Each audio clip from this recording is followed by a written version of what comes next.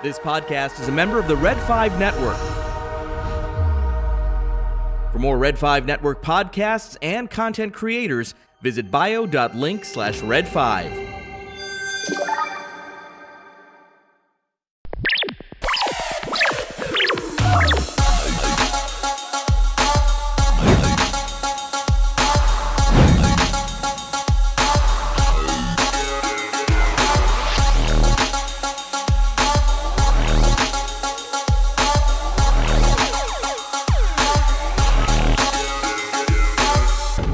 This station is now the ultimate power in the universe.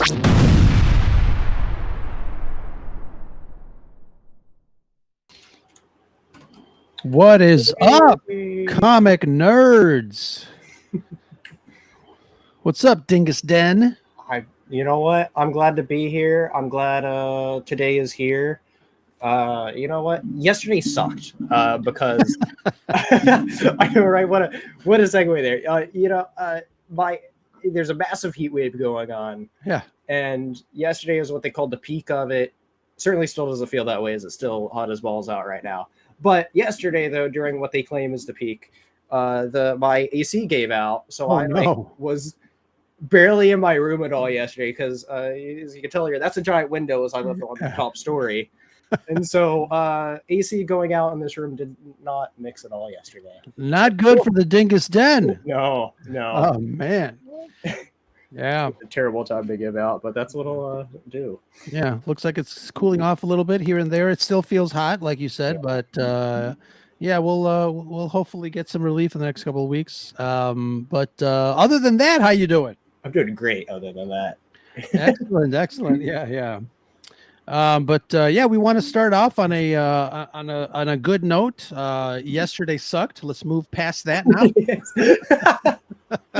Oh man. But guys, if you're returning here on the Scarif Scuttlebutt podcast Wednesday's stream, Scarif Live, we have been talking about Son of Dathomir, the Dark Horse comic book, doing a little review and discussion on the story, and holy crap. I gotta say, out of all the comic books that we reviewed the series, and I didn't want to say this until, obviously tonight, because tonight is the final issue. Right. But this has got to be my favorite one. This 4-issue run. So it was fantastic from beginning to end. Every issue was jam-packed with great characters, great action. Great, set pieces and battles and things like that. Agree or disagree? What's the 100% agree? Without a doubt, it's the best one that we've reviewed on the show so far, and it was so good. I wouldn't say it's my favorite of every single Star Wars comic, but it would be pretty high up there as far as all the ones I've read. Yeah, for sure. What's up, Backyard TARDIS? Nicholas Schaefer, thank you for coming by and saying hello there. But and again, thank you, Vader Rapina, for suggesting this. This was a really great book. Like I told you before we started rolling, I got to look through my boxes and really take it out again because, again, the art was fantastic. And I know we talked about how this could have been a Clone Wars episode, and I completely see it. I started hearing the music in my brain and the dialogue. Really fun show. Nicole, how you doing? Good to see you, Nicole. This was really great. So for sure. I wanted to ask you too, because there's a line in the 4th issue where I think Darth Sidious, Palpatine, basically called Darth Maul someone that keeps on, like he keeps getting defeated, but he keeps coming back.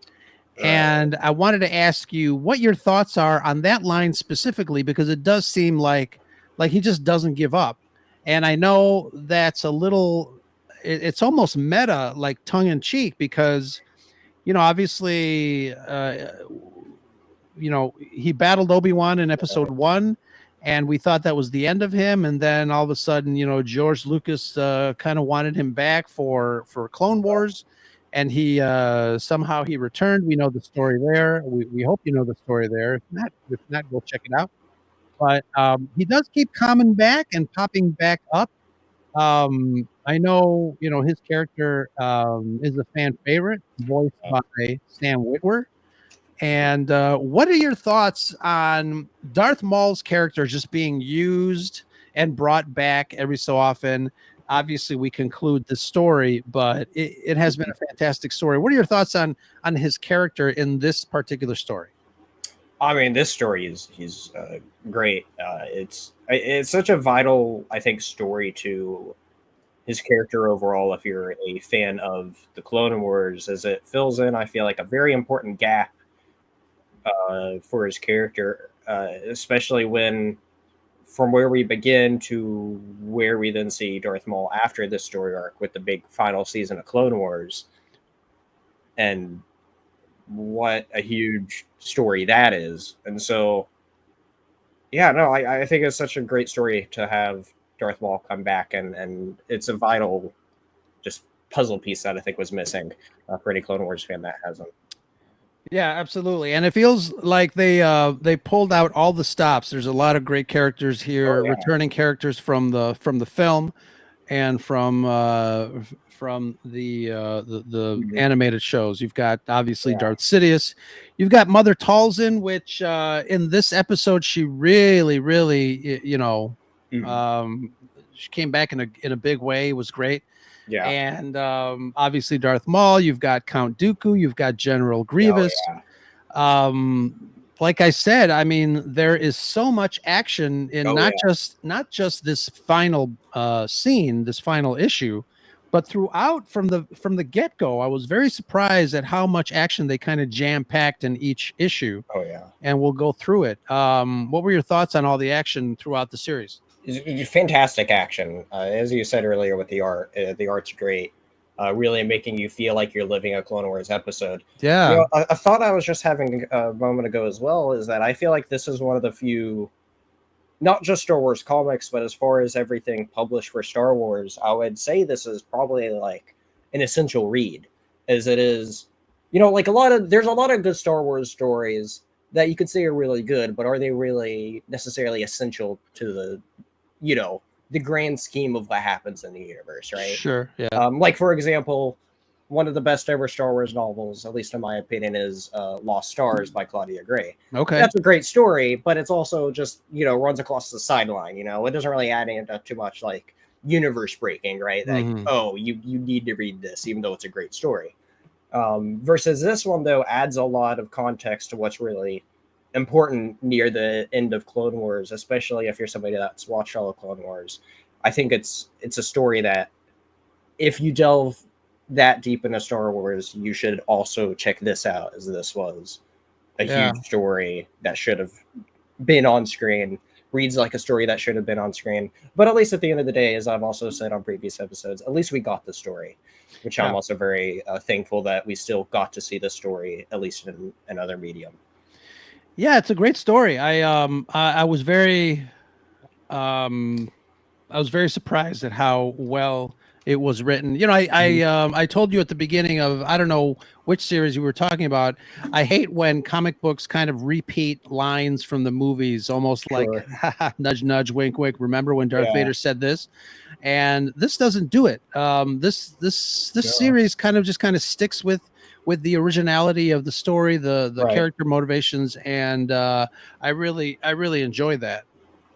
Absolutely. So highly recommended. Darth Maul, Son of Dathomir from Dark Horse Comics. It's really great. Let's get into it. Let me turn the page here. And obviously written by Jeremy Barlow. I don't know what else he's written, but I'm going to remember that name for sure.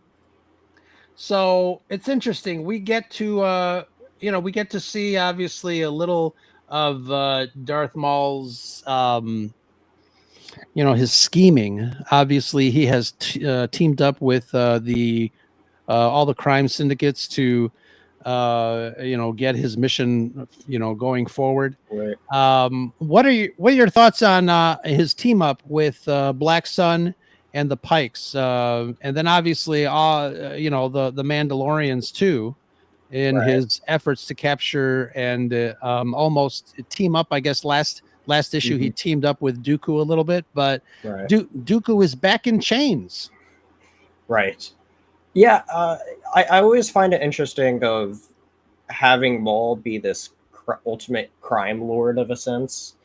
And so seeing the early strings here and also just seeing more of especially Black Sun, I think is just really interesting. Is there a group that I always find interesting, but we really don't get a whole bunch of them in canon. Yeah. But yeah, very cool. Yeah, it's good to see. One of the things that fascinates me about the Star Wars underworld is the crime lords, Jabba the Hutt, the bounty hunters, the Black Sun, the Pikes, obviously introduced in the animated shows. And I wish, I can't remember where I said it. I wish Guillermo del Toro would have gotten an opportunity to kind of go into the Star Wars world and create his Jabba the Hutt series. That would have been pretty interesting. Yeah, that would be. So we get this first scene where Darth Maul is basically, his partners in crime are basically saying, Maul, I don't think this is worth it, man. We're getting our asses kicked. Right. And I don't know where you're at. And this meeting seems like, or this team up seems like it's been kind of your personal agenda to get revenge. So, they're starting the crime lords are starting to wisen up. Yeah, Darth Maul's plan is starting to blow up in his face there. Yeah. Oops. And for sure. But again, the art, I can't say enough about the art. It's really great. Oh, yeah. The shading looks very photorealistic. Even the stuff in the background. I mean, you got Dooku here, but really great stuff. Well, the detail in the eyes. Yeah. So Darth Maul is basically saying, yeah, you guys want your money. We'll get you paid. Don't worry about it. Just get back to work, you lazy bums. Yeah. So they're, they're kind of caught in a rock and a hard place sort of, but really good stuff. So again, I mentioned that Count Dooku, they teamed up a little bit in the last issue. But Dooku is back in chains, and he's been, subdued. They're pretty much wanting to draw Sidious out to them. Last issue, they were on Ord Mantell, which we hear a lot when they had a battle there. And again, each issue up until now have had some really significant battles. Some losses on both sides, and really great action. So they're threatening Dooku, and I think last issue I mentioned that they really, I feel like they really, whoever, the writer really understood all the characters, because I think Dooku is very much in character, even after his team up with the rest of the crew here.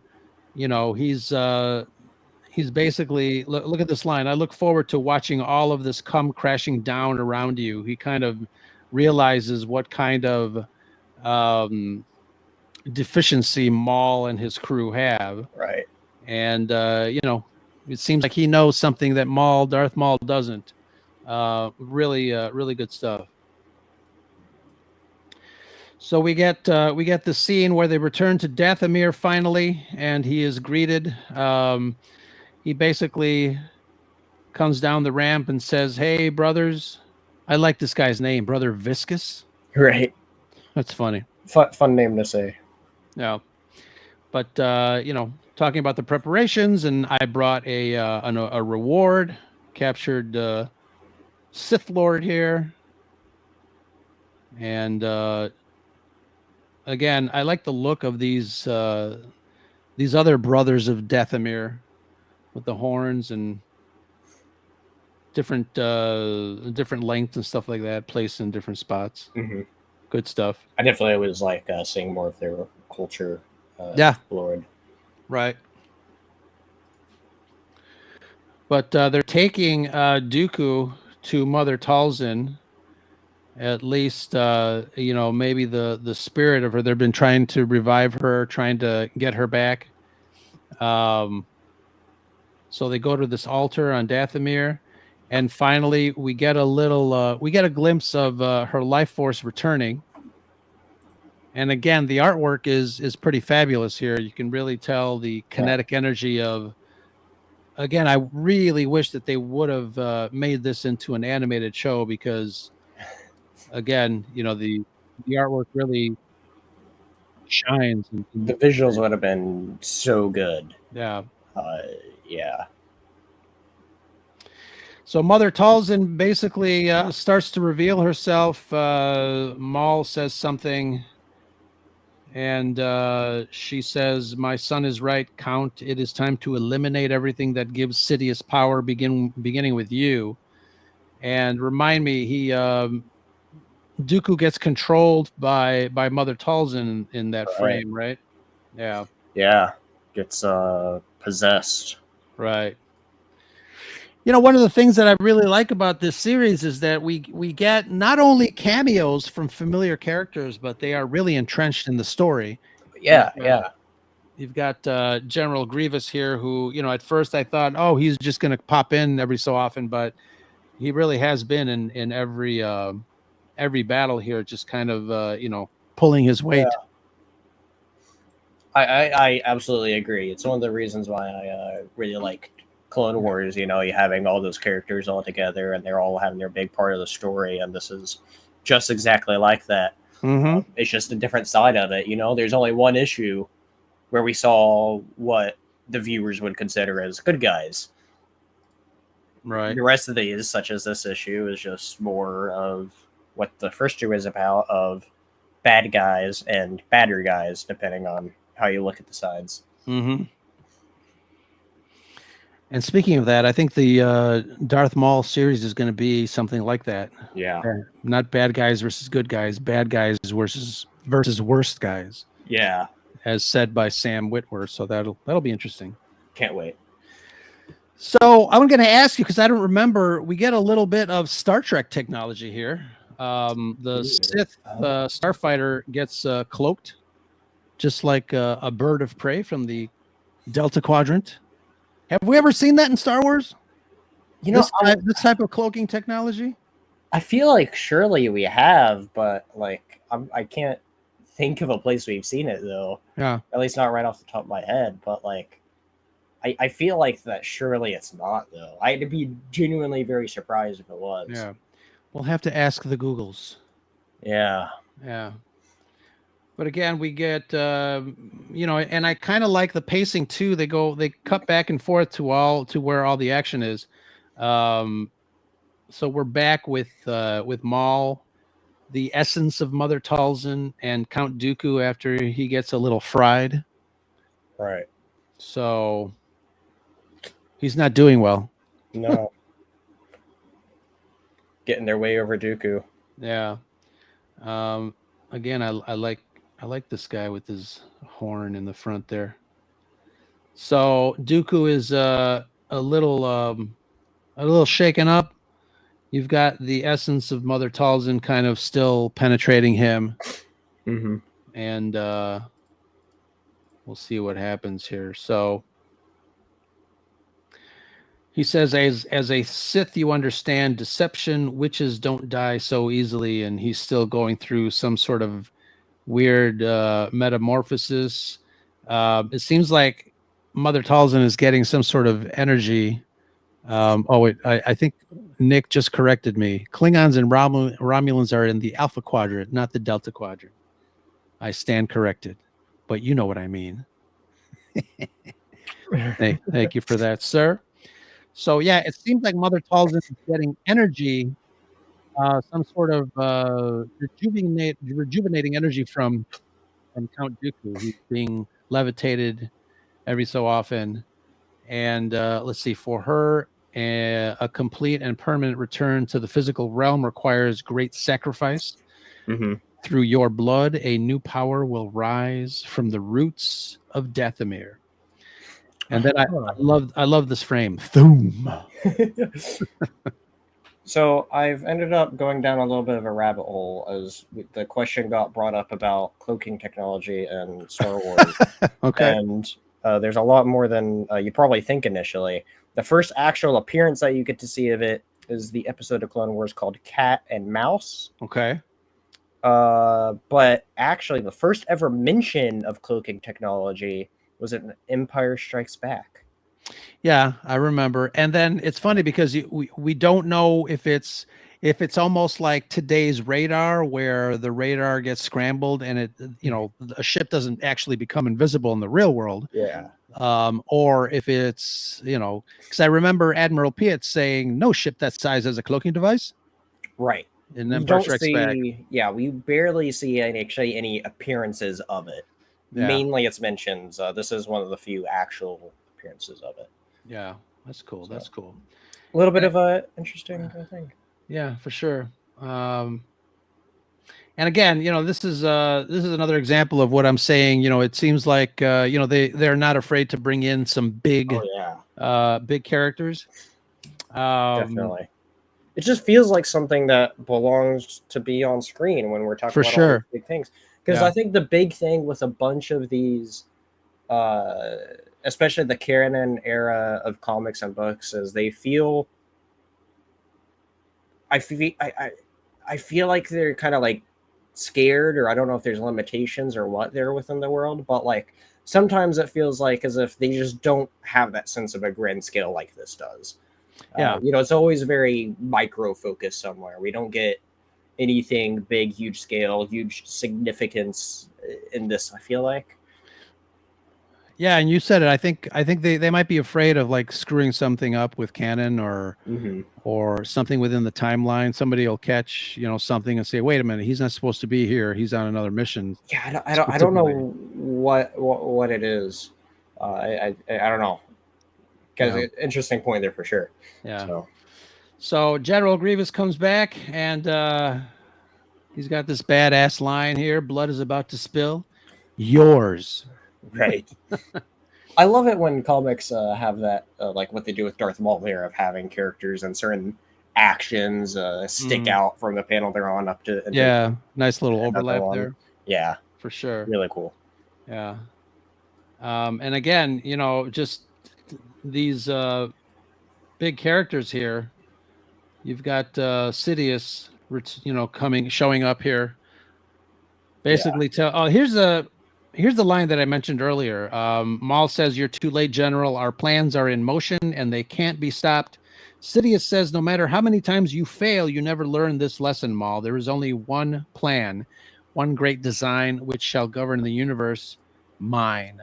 I think that's a great line, but even applying that to a greater context, we know by the way Maul went out, spoilers for Rebels, he didn't learn a single thing in his whole adventure, one would argue. Right. And so 100% spot on. But of course, their Emperor was kind of, I don't want to, moving things behind the scenes, right? Yeah, for sure. I would say that Palpatine, was playing chess when everybody else was not even. They never even had the checkerboard out and set up yet. Right. No, I think it's what makes him a great villain. For sure. I always felt like he was the ultimate mastermind. Yeah. A little bit of a tangent to go on top of that, but one of the things I've always liked, the idea of, not necessarily I saying I like the execution of how they did it, but I always thought the idea of the operation, was it called Inferno or whatever, right after Return of the Jedi, and seeing himself preserved and the idea of him being brought back, I was always like, that's such a Palpatine move that made sense. Oh, you mean Operation Cinder? That's it. I love that. And I know we got that in the game, but that's one of the storylines that I wish we got in live action. Mm-hmm. Yeah, for sure.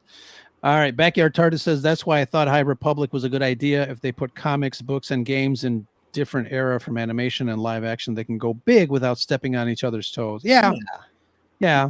And again, I think they can still do it. And obviously, for a while we had the Star Wars story group that was supposed to check on things. I don't know what happened there, but I'm not a big, I'm not a big like stickler for canon. I think if the story is great, that's Yeah. cool. I still have, we did the Cassian K2SO meeting. Mhm. It's not a big deal for me. I like the idea of it as long as it's the same central main story. Yeah, yeah, Like uh, I really like it when you can see different viewpoints because I sure. like that idea of, and I feel like this is like their official explanation at one point of like the story you see on screen is just somebody's perspective of the story. Yeah, It's always somebody's perspective. And yeah, so when there's overlap, it's because people are telling their version that would obviously be different. sure. And I know a lot of people get pissed off when they say, well, it's from a certain point of view. Right, exactly. Yeah. But getting back to the comic book, so here is the I guess the darks, the Black Sun and the Pikes. Is that the Pikes? Oh yeah, yeah. Yeah. It's an interesting looking pike there on the right there. Yeah, yeah. But they're basically saying, we're under attack. Where's Maul? He's got to come and kind of cover us. Right. But obviously Darth Maul is a little busy here. This is where the affiliation between the forces of Darth Maul and the Mandalorians and the underworld folks start to Mhm. get a little strained because Right. Maul is on Dathomir trying to do his thing, and the Pikes and the Black Sun are getting attacked. So they're Mhm. like, Yeah. So they're just discussing the fact that they don't want this alliance anymore. It turns out to be a bad idea. Mhm. And the Mandalorian's like, that's not what we agreed to. Get back and fight. See, I'm really interesting about how the events of this, because remember in Clone Wars we saw how Maul recruited them, but then we never saw what happened with the partnership, and this is one of the big reasons why I think this comic is so Sure. important because we see how that agreement got fractured. I'm now curious of what effects because of this events of this comic is now going to have on the show. Right. So Yeah. can't wait. And let's see here. Oh yeah. So, we get obviously a battle. We've got Darth Maul, who's got the dark saber, and Awesome. Count Dooku is. You can see he's still his energy is still being absorbed. He's still not looking good there. Indeed. A little shade from Darth Maul against Sidious. Yeah. He says, I come to end this farce once and for all. And he Yeah, says, a serious one, he's getting his hands dirty. You rarely ever see yeah, right. like this. Well, this is and I can't remember if this is the first time that he comes down to handle it or the second time. The one time, and I don't know what order. The one time he came down when Darth Maul was with his brother, So that was Darth Savage. That was before this. Yeah. Because that arc is what led into Maul getting captured, which Yeah. this story begins with. Yeah. So again, Sidious comes down to handle business his own way personally, and Maul's like, "You come down to your doom, old man." Just that very that expression on Maul's face. Yeah, it's perfect. So finally, we get an inkling of Mother Talzin returning, and your apprentice is under her full control. And he turns around, and he's got the glowing eyes. Mm-hmm. He ignites his lightsaber, and a voice comes from him. Oh, really, again, really great frame. Mm-hmm. Something I really like about the Night Sisters is that I feel like about every time we see them, there's something new brought to the table about what they're capable their of. Their powers. And Like stuff I don't that. ever Yeah. recall before this them actually doing possession like this. Yeah. In any shape or form, which is really cool. Yeah. I think we got a watered down version of them in the Ahsoka series there towards the end for sure. Right, but even then, it was like different ways that they went about it. Yeah. So I don't know. It's just one of those interesting things where I don't feel like we ever really know what they're capable of. Mm-hmm. Again, some really great battle sequences here. between Maul, possessed Dooku, Sidious, and General Grievous. Again, 4 big players here in this comic book. Really great series. They're battling each other out. Sidious gets the upper hand, and there's some good stuff here with Sidious because, yeah, you can really tell, how powerful he is with his dark lightning. Absolutely. It is great to see him and Towson go at it, essentially. Yeah. So much that these two are distracted, Right. and turn over to see what's going on, but really great stuff. Hold on a second. Yeah, so good. Gotta love the classic lightsaber effects. Love it. Yeah, great framing, great art, the shading. I gotta look at the penciler too. I mean, I love the lines too because they're thick lines, but they're also thin lines to accentuate the shading, which adds depth to it. Really good stuff. So here, obviously, this is the last. The pencils are done by Juan Frigiri. Hope I pronounced that last name right. But yeah, there you go. Good job, Juan. Yes, good job. So finally, Dooku succumbs to his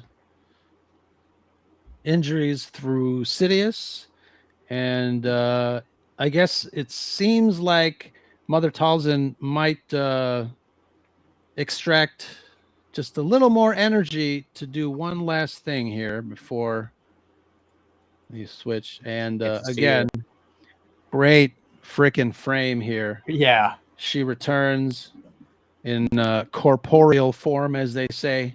Oh, yes. And again, the presence there is just excellent. Yeah. I'm going to take this frame and clean it up a little bit, take away the speech bubble there and put it on a bigger frame. But this is gorgeous. I mean, look at the detail in the eyes, the shading. Oh yeah. It's so fantastic. Good. So good. Love it. Yeah. And even then Sidious is like, whatever, you're about to die. You are about to die. Yeah. Love it. Great stuff.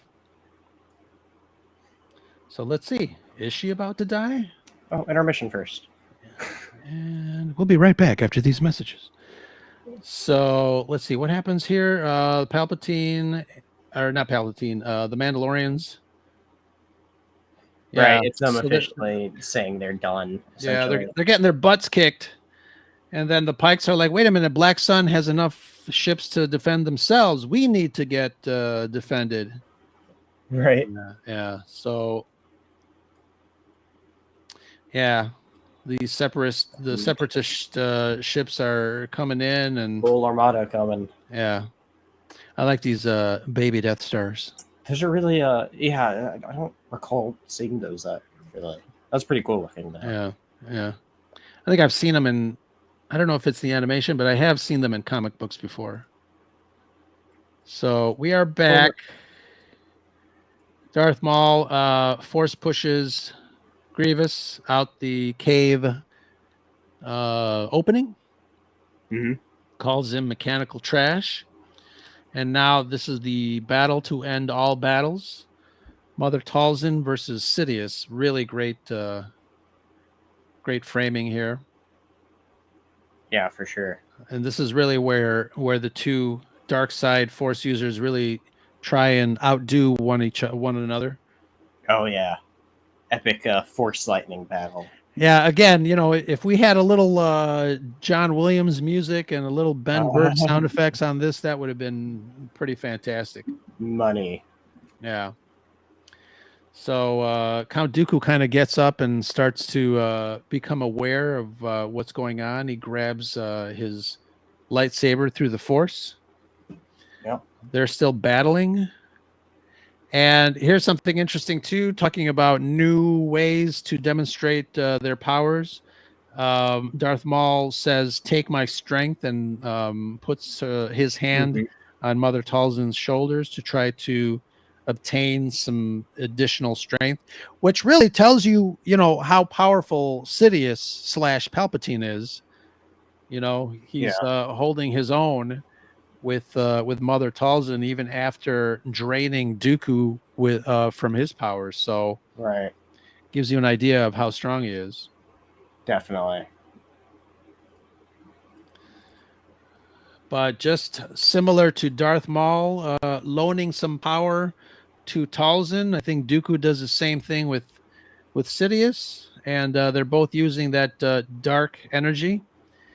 Something I didn't notice before. This looks like a face right here. Like I had to see that. Like Abeloth, maybe? You sure say I wasn't. Yeah. I could kind of see. Yeah. I can see like 3 different ways you could see that as a weird looking face. Yeah.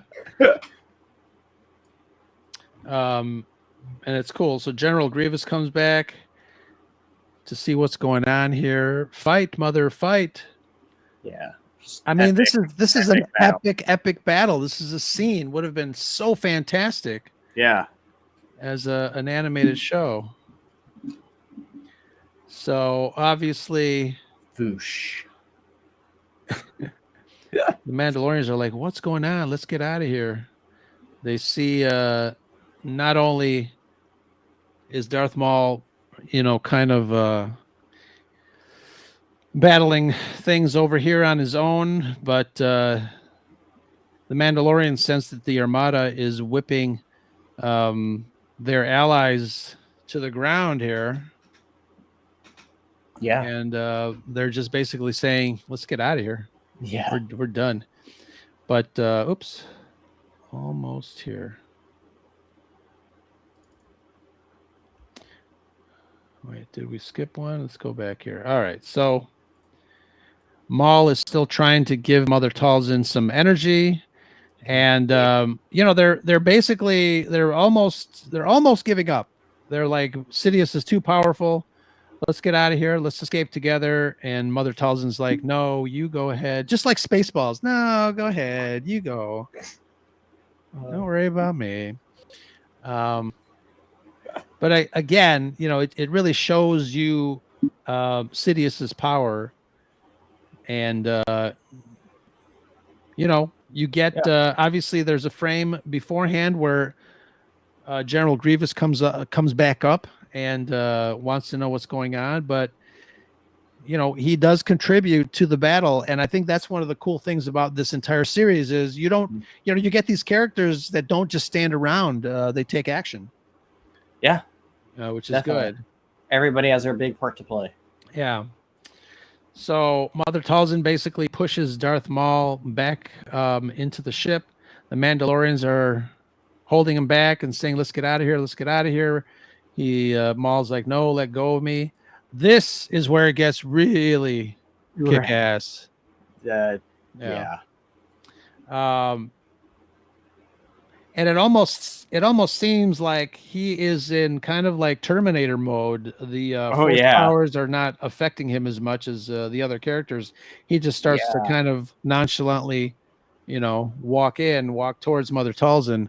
Maria, what is happening? Thank you for dropping by and lurking while you're sketching. I'd love to see what you're sketching. You should sketch Mother Talzin. That would be a good one. I think I'm going to do next time I'm on the show with you, Maria. I'll drum up a Mother Talzin. I think that would be cool because I really want to practice some shading. That would be fantastic. But yeah, General Grievous. Yeah. Look at this. It's time. General Grievous is done playing. Right? Yeah. Again, look at this art. Oh, look yeah. At Maul. He's just holding back. Mother, this no. page in particular. I mean, all of them's been great, but this page especially is like, whoa. Yeah. And look at that. General Grievous is like, whoa. Yeah. I mean, we finally get to see Grievous actually do something than run away in an escape pod. Yeah. So it was just like, I for somebody who's always liked General Grievous, but when you think about him, he's like, how much should he really do? Sure. It's awesome to see him actually get an awesome big moment like this. Yeah, this was great. And like I said, everybody's got a role in this series. It's really fantastic. Yeah. Yeah. So we finally Mother Talzin gets nicked here, as they say. Again, look at this art. It's she's crumbling, her life force is leaving her body, she's drying up, zombified or whatever. And again, Darth Maul's getting pulled back into the ship and he's lamenting her death. Yeah. Ship takes off. So cool. Very cool. So we get we get this nice hero shot. I guess if you want to call it a hero shot, but you got Dooku and Sidious and Grievous admiring their work. Really, really good stuff. He says that which never learned, there are those with power and those who dream of power, and her existence was nothing but a dream. And like you said earlier, I think it's really cool to have Sidious come down and really just, take care of business before things get out of hand. And he certainly did that. Yeah. They really draw Sidious here in such a great way. Count Dooku apologizes for losing Darth Maul, and he basically says, no, it's, it was meant to be. Maul's future has been erased, while ours is more certain than it ever has been. And you see, obviously, the battle droids begun the Clone Wars. And that is it. That is the end. Yeah, the end. What a series. What a series. And again, I think, like I said, it's one of my favorite series that we've discussed for sure. Definitely my favorite of the three that we've done. Yeah. Darth Maul, Son of Dathomir, Star Wars comic book from Dark Horse Comics. Something ridiculous saw on a show is at the end of my trade, because I got the big trade. Oh, that's right. Yeah. Because I remember reading it digitally and being like, I remember really liking the story. So since we're talking about it, I was like, oh, this is great. Anyway, do you remember what Star Wars Tales were, which is a series of little anthology sort of stories? Yes. They have these weird stories in it, and included some with Darth Maul, such as Darth Maul and hate leads to lollipops, and just, look at that. That's funny. And so just having this whole story of just that Darth Maul, which is hilarious, look he's out of Simpsons or something. That's funny. Funny little detail that you get with it at the end of this one. That's hilarious. Right. Yeah. I think I have the single comic books for when it came out back in the day. I'll have to look. All right, so issue number 4, the final issue of the Star Wars Darth Maul, Son of Dathomir. That's awesome. What are your final ratings on this entire arc and this issue specifically? I mean, just overall, what a great series. I definitely rate it very highly. I don't know, out of 10, maybe I'd give it a 9. It's really high up there. I think it was so good. I loved it. Just so good. I think I would also give it a 9.75, and the last 0.25 is because I couldn't hear a soundtrack from the comic.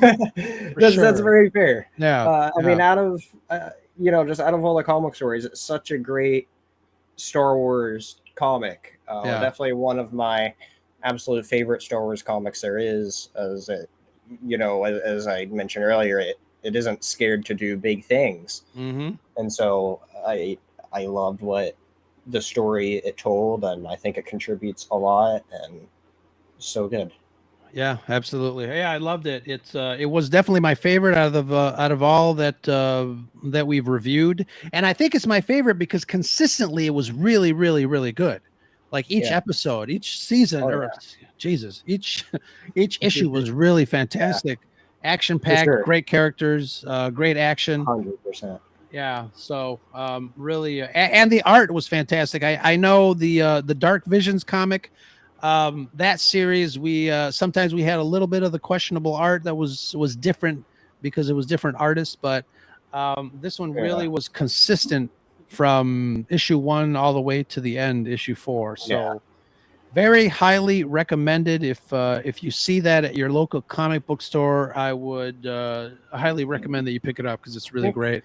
Whether it's the trade or the singles, those are really fantastic. Because I think this is a newer printing, because I think it was a bit harder to come across physically until this printing came out, which I was trying to look at when it could have came out, but I am having a really hard time reading the little text on when it actually tells me when it's printed. So it doesn't help that my lighting in here isn't particularly the best right now, and then the text in here is tiny red text that I let me see. I think it says. Let me see. I think it says here.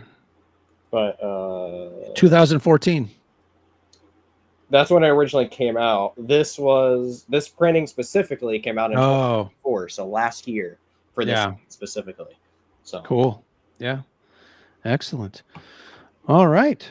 So yeah, Son of Dathomir, really enjoyed it. It's is it a comic book that you would go back and reread?